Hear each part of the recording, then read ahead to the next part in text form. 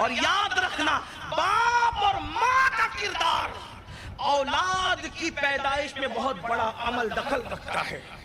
آپ کیا سمجھتے ہیں کہ آپ کو اس کا احساس نہیں کہ اللہ کے رسول علیہ السلام نے مولا علی کے ساتھ جو سیدہ فاطمہ کا نکاح کیا اس کے پیچھے رازوں میں سے راز کیا تھا؟ اس لیے کہ کربلا اچانک حادثے کا نام نہیں ہے. فاطمہ الزہرا کے رشتے کی منظوری کے پیچھے ہر وقت کربلا نگاہ میں تھا. آپ سمجھ پا رہے ہیں؟ یہ کوئی بچوں کا کھیل نہیں ہے جسے کربلا کہتے ہو. یہ 7 محرم سے لے کر 10 محرم کی کہانی نہیں ہے. یہ اللہ اکبر ابتدائے روز سے لے کر قیامت تک اللہ اکبر جس کے غلغل رشتے کی قبولیت میں سامنے کربلا تھا، اس لیے کہ جانتے تھے کوئی میرا خون والا خون جب شیر فاطمہ سے ملے گا تو تبھی اس کے بعد حسین نے پیدا ہونا ہے. اس کے سوا کوئی حسین کی پیدائش کی صورت نہیں. نعرے تکبیر. ارے لوگ سمجھتے کیا ہے؟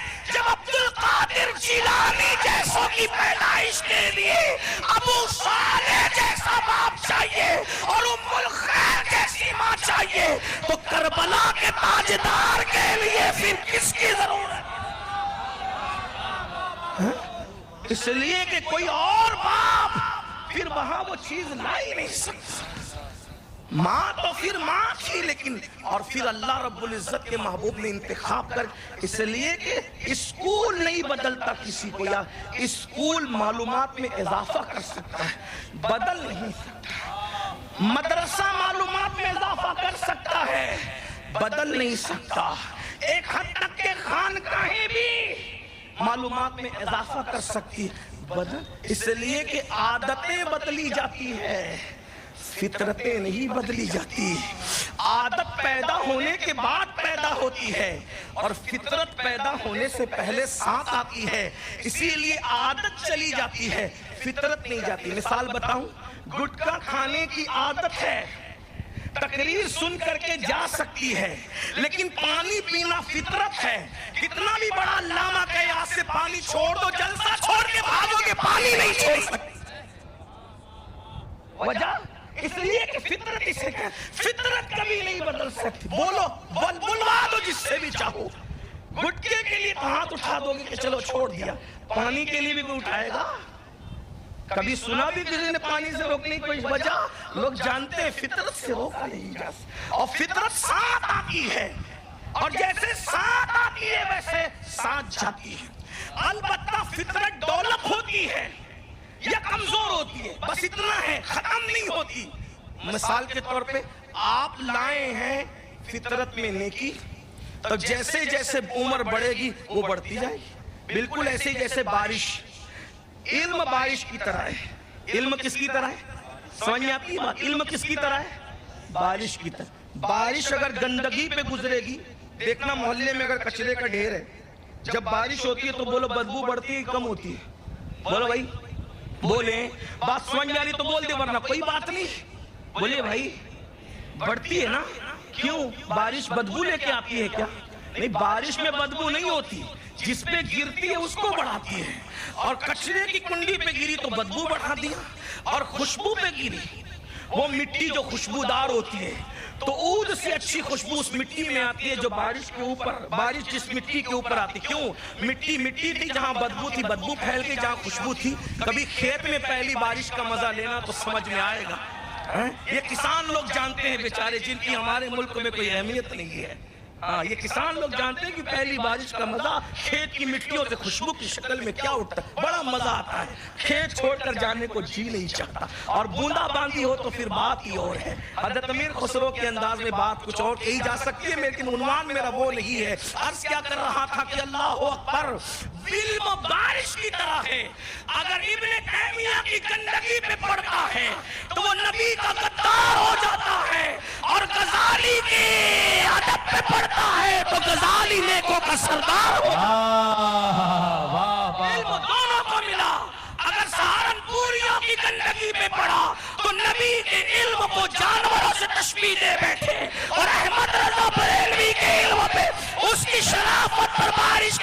छींटे पड़े तो वो यूं कसमें खा के कहता है कि और कोई गैब क्या, तुमसे निहाओ भला जब ना खुदा ही छुपा तुम पे करोड़ों दुरूद। नारे तकबीर, नारे रिसालत। फितरत डेवलप होती है या कमजोर होती है लेकिन मिटती नहीं है, इसलिए हलाल जो खाते हैं उनके बच्चे हमेशा नेक फितरत होकर के पैदा होते हैं। वरना लोग चंद दिनों के लिए सुधरते हैं, फिर बिगड़ते हैं, फिर सुधरते हैं, लेकिन जो पीवर माँ बाप की औलाद होते हैं उनको कभी बिगाड़ा नहीं जाता, माहौल भी उनको बिगाड़ नहीं पाता। लेकिन मैं ये अक्सरियत के लिए कह रहा हूँ, चंद चीजों को छोड़ करके, इसलिए कि हुक्म अक्सरियत पे लगता है। तो ऐसे माँ बाप के घर ऐसा बेटा पैदा हुआ और फिर उस बेटे की क्या शान हुई, बात को समेटते हुए शान ये हुई कि खुदा ने उनको वलियों का सरदार बनाया। अब यहाँ सुन ले, बात बहुत प्यारी सी आ गई है, बचपना ही पढ़ दो, सरकार का उन्वान आ गया। तो बाप रोजेदार था, तवज्जो, हाँ तवज्जो आपकी, मैंने शुरू में पढ़ा ना, बाप रोजेदार, ठीक, माँ रोजेदार। तो बच्चा भी पैदा हुआ तो जिस दिन पैदा हुआ उसी दिन रोजा रखा। ये मकतब की करामत थी या कि फैजाने नजर था? बताएं, बताएं ना, बताएं। मकतब का मुंह नहीं देखा, और मकतब का मुंह देखे बगैर उस्ताद को 17 पारे सुना रहे। वजह क्या है? माँ रोजेदार, बाप रोजेदार, बेटा पैदाइशी। अच्छा, कुछ लोग कहते हैं ये सुन्नी लोग बड़े गड़ने में माहिर होते हैं, कोई बच्चा भी रोजा रख सकता है। मैंने कहा ओ कच्चे, असल में तेरी जमात में ऐसे लोग हैं नहीं, इसलिए तुझे शक होता है। जिसके मॉल में जो आइटम नहीं होता वो उससे नफरत और हसद ही करता है। हाँ, जिसकी दुकान में जो आइटम ना वो उसको नफरत की नजर ही से देखता है। एक मरतबा मैं कुछ खरीदने गया, जल्दी जाता नहीं लेकिन चला गया, तो मैंने कहा ये चीज है, तो दुकानदार ने कहा सैयद साहब वो चीज अच्छी नहीं है। मैंने कहा मुझे वही चाहिए, तो थोड़े जिद्दी भी हूँ, कि वही चाहिए। मैंने कहा वो आपके लायक नहीं। मैंने कहा मुझे वही चाहिए, तो कहा कि मेरी दुकान पे लिए, तो कहा, मैंने कहा ये बोलना। इसी लोग मौलवी का इनकार नहीं करते, मौलाना का इनकार नहीं करते, शेखुल हदीस का इनकार नहीं करते, मुनाजिर का इनकार नहीं करते, मुकर्रिर का इनकार नहीं करते। लोग इनकार करते तो सारे 72 फिरके इनकार करते, तो सिर्फ वली का इनकार करते। वजह उनके यहाँ मौलवी भी है, आलिम भी है, हाफिज भी है, कारी भी है, मुफ्ती भी है, शेखुल हदीस भी है, मुनाजिर भी है, लेकिन वली तो सिर्फ हम सुन्नियों के यहाँ मौजूद है। शाह आलम जैसा सरकार हमारे यहाँ मौजूद, कुत्बे आलम जैसा ताजदार हमारे यहाँ मौजूद है, अहमद खट्टू जैसा सरकार हमारे यहाँ मौजूद है, गौसे पाक और गरीब नवाज हमारे यहाँ मौजूद है। हमारे दीन की हक़ानियत के ये दोनों शाहिद हैं, मोइनुद्दीन अजमेरी, मोहिउद्दीन जिलानी।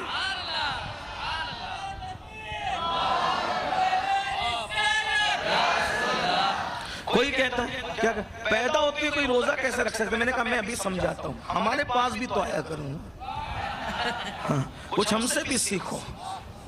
कोई रोजा कैसे रख सकते हैं? मैं कहा ठीक है, रोजा रखना भूख को कहते हैं, भूखे प्यासे रहने को क्या कहते हैं? खाने पीने से बचना। इसी को तो तीसरी जो बात है वो तो बच्चे के लिए है भी नहीं है, जो तारीफ में रोजे की तारीफ में है, खाने पीने के बाद जो तीसरा स्टेप है तो उसके है भी नहीं, तो इसलिए मैं खाने पीने की बात कर रहा हूँ। खाने पीने से बचना इसको रोजा कहते हैं। ठीक है, वो रोजा नहीं रख सकता। मैं कहा फिर दूध कैसे पीता है? पैदा होने वाला बच्चा पहले ही दिन दूध कैसे पीता है? कैसे पीता है? कैसे पीता है? कोई सिखाता है? दाई उस्तानी बनती है, अब्बा उस्तादी करता है या अम्मा उस्तादी करती है? पैदा होने के बाद आंखें आधी खुली आधी नहीं खुली, थोड़ी देर के बाद इस सलाहियत का हो जाता है कि दूध पीने लगता है। तो जो खुदा किसी को पीने की फितरत दे, जो खुदा किसी को पीने की सलाहियत दे सकता है, तो वो खुदा किसी को छोड़ने की सलाह।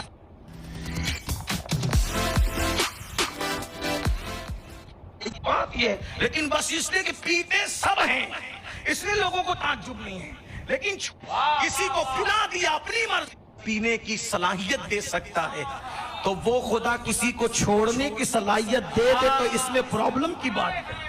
बात और कुछ रोजा कहते हैं किसको है? किसी को पिला दिया अपनी मर्जी, किसी को छुड़ा दिया अपनी मर्जी, बस बात ये है। लेकिन बस इसलिए कि पीते सब हैं इसलिए लोगों को ताज्जुब नहीं है, لیکن چھوڑتا کوئی کوئی ہے، اس لیے لوگوں کو تعجب ہے، اور تعجب اسی پر ہوتا ہے جس کو کرامت کہتے ہیں، ورنہ پھر اور کیا چیز ہے۔ پیدا ہوئے تو روزہ رکھا، ایک سال تو ایسا ہو گیا کہ گیلان کے لوگوں میں، یعنی کہ ایک سال تو چونکہ ہمارے مولا محبوب سبحانی غوث پاک پیدا ہوئے آخری شعبان کو، آخری شعبان اس لیے محتاط کہہ رہا ہوں کہ علماء مفتیان کرام بیٹھے، 29 کہوں گا تو ناگوار گزرے گا، 30 کہوں گا تو ناگوار گزرے گا، اس لیے میں نے حل اس کا یہ نکالا ہے آخری شعبان کو پیدا ہوئے۔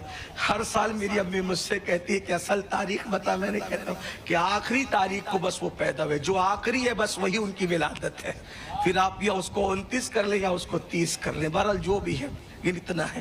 ہمیں میری امی جو ہے جب وہ سرکار غوث پاک کی ولادت کے دن فاتحہ دلاتی ہے تو اس میں وہ ساری چیزیں رکھنے کے ساتھ 2 سیب ضرور رکھتی ہے، سرکار غوث پاک کے والد بزرگوار کے ایصال ثواب کے لیے، الحمدللہ۔ تو اور ہمارے یہاں میلاد غوث پاک، میلاد النبی کے ساتھ ہمارے یہاں مولود غوث پاک بھی ہوتا ہے، اور یہ سب انہی کی برکتیں الحمدللہ۔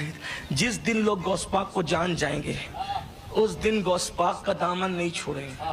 لوگ نہیں جانتے غوث پاک، اصل میں معاملہ ہم نے سوائے بریانی اور پلاؤ کے غوث پاک کو سمجھا کیا ہے، بس کھاتے رہو ان کے نام پہ، کبھی سمجھا ہی نہیں۔ غوث پاک کہتے ہیں لوگوں کو ہضم نہیں ہوتی کہ میں اللہ کے رازوں میں سے ایک راز ہوں۔ بات ہے عبد القادر کو کسی پہ قیاس مت کرنا، میں کسی کی طرح نہیں ہوں، کوئی میری طرح نہیں ہے۔ اصل میں امی کا مطلب وہی جاہل ان پڑھ کرنے لگے جس جماعت میں غوث پاک نہیں۔ ہمارا آدمی کبھی امی کا ترجمہ ان پڑھ جاہل اس لیے نہیں کر سکتا کہ ہم جانتے ہیں کہ جب ہمارا پیر 17 پارے پڑھ کے پیدا ہوتا ہے، جب ہمارے مرشد کی یہ شان ہے تو پھر ہمارا نبی تو پھر ہمارا نبی ہے۔ دراصل یہ ہستیاں ایمان کمزور نہیں کرتی، یہ ہستیاں ایمان مضبوط کر۔ مجھ سے کسی نے کہا او تو غوث پاک کی اتنی شان نہ بیان کیا کر ورنہ لوگ اللہ سے اعتماد اٹھا لیں گے۔ میں نے کہا یہی تو ملا کی کمی ہے کہ وہ سمجھ نہیں پا رہا ہے۔ میں نے کہا کیا؟ میں نے کہا جب میں یہ کہتا ہوں نا کہ غوث پاک نے مردہ زندہ کیا قم باذن اللہ کہہ کے، تو اس پہ توحید پہ ضرب نہیں پڑتی۔ کہا کیوں نہیں پڑتی؟ میں نے کہا اس لیے نہیں پڑتی کہ ہم مردہ زندہ کرنے کے بعد بھی کہتے ہیں کہ وہ عبد القادر ہے۔ قم باذن اللہ کہہ کے مردہ زندہ کیا، نام ان کا عبد القادر ہے۔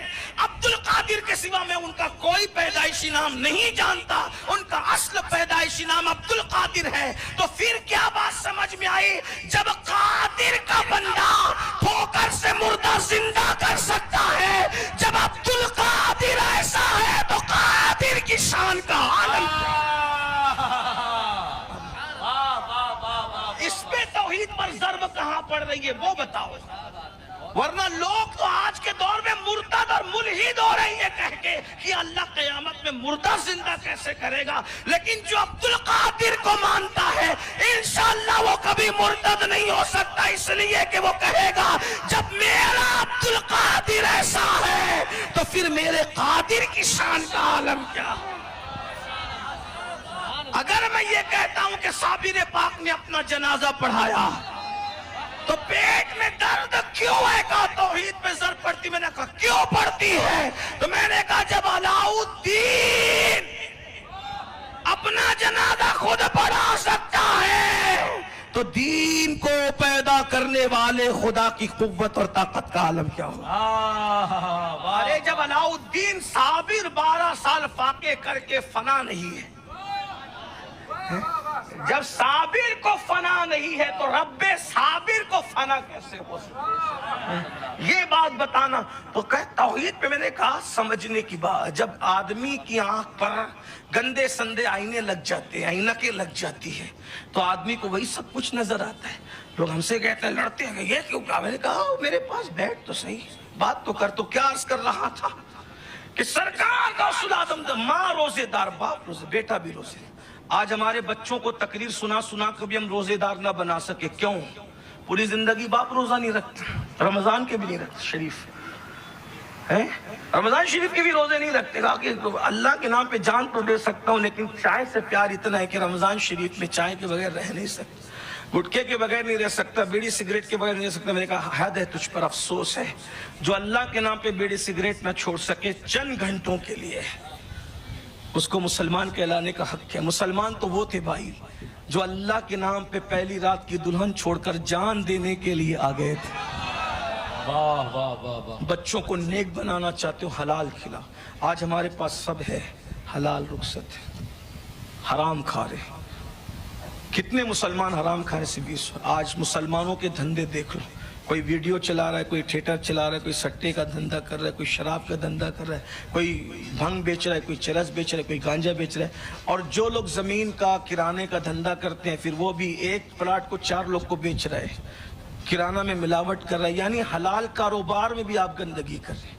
एक मर्तबा का वाकया है, सुन ले। हराम और हलाल की बात आई तो मैं कहता हूँ अगर मुसलमान सिर्फ हलाल पे मेहनत कर ले, 50% जलसे इस्लामी माशरा के खत्म हो जाएंगे। इस्लामी माशरा के जलसों की जरूरत ही खत्म हो जाएगी। मौलाना को तकरीर ही नहीं करनी पड़ेगी नमाज पे, बच्चे नमाजी पैदा होंगे इंशाअल्लाह। बहुत मैं गारंटी बात कर रहा हूँ। एक मर्तबा का वाकया, कुछ लोग हज को चले, कुछ लोग हज को चले। जब हज को चले, टाइम हो गया मेरा, मुझे जाना भी है। मेरे बच्चे को ने भी इशारा कर दिया, मेरे बेटे ने। कुछ लोग हज को चले। आप क्या, अब तक आपने क्या सुना कि सफर हज में जो मरता है वो बख्शा जाता है। सही बोलो भाई, सही है ना? तो बोलो ना, बख्शा जाता है। डरते क्यों? अब मैं तो फकीर आदमी हूँ, सूफियों का गुलाम हूँ। अगर गलत भी जवाब दोगे तो कोई गर्दन थोड़ी आना आपकी उतारनी है। बोलो भाई, हज के सफर में बख्शा जाएगा कि नहीं बख्शा जाएगा? सिर्फ बख्शा ही नहीं जाएगा, हर साल उसका हज भी लिखा जाएगा। सही है, मगर किसके लिए? जो हलाल माल से जा रहा हो। वाह वाह वाह वाह वाह वाह वाह। अगर जमीन में गबन किया, बहनों का हिस्सा दबा लिया, भाइयों का हिस्सा दबा लिया, चोरी कर ली, हराम से कमा लिया, और फिर हज को जा रहे, तो अब उसका अंजाम सुनो क्या है। हज को जा रहे थे, काफिले में एक शख्स मर गया। सफर हज में मरना कितनी फजीलत है। मैं कहा जिनकी फजीलत है उन्हीं की है, बस सबकी नहीं है। ठीक है ना?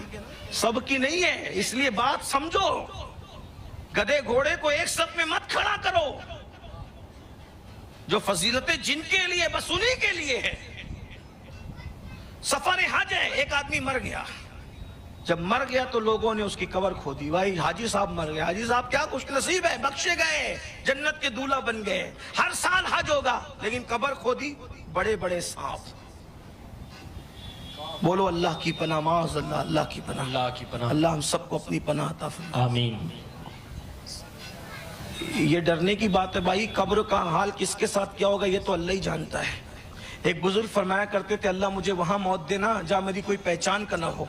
तो लोग कहते थे वजह का, मैं मरने के बाद मुझे लगता है गुनाह इतने के कि मेरा मुंह काला हो जाएगा, तो जब कोई पहचान का नहीं होगा तो मेरी रुसवाई नहीं होगी। ये बुजुर्गों की फिक्र। हालांकि वो तहज्जुद गुजार थे, अल्लाह वाले थे।